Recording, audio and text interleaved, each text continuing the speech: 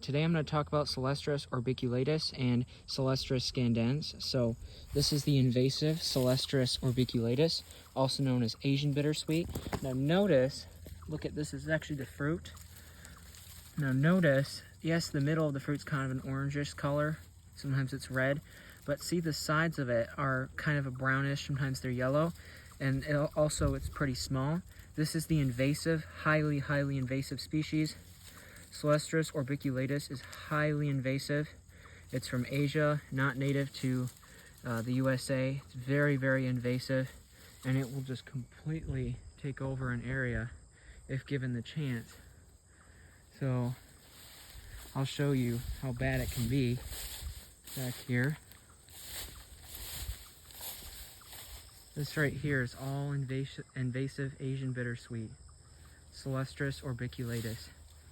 It's all the invasive stuff. It's highly invasive.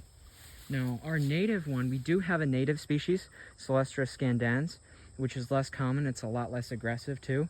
And the difference is, unfortunately I don't have one to show you, but the difference is those fruits that open up, they'll be a really bright orange, and they'll also be a little bit larger as well.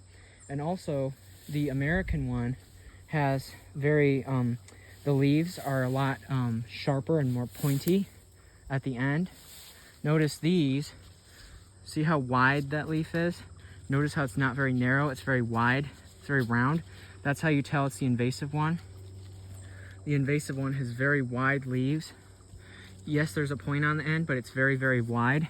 The American one will be like similar to this, but it'll be much more narrow and a lot more oval shaped and less round, and it'll kind of look pointier and narrower and skinnier.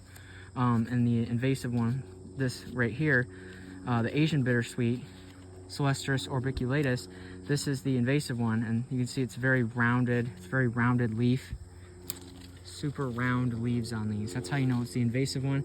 And like I said, the fruits are more yellowish color. They're not quite opened all the way yet. There's only a few that are opened. They open more in the fall. But yeah, this is very invasive. So if you see this, rip it out, kill it. A lot of nurseries accidentally sell this invasive one thinking that it's the native one, and they mislabel it because they get confused and they look similar.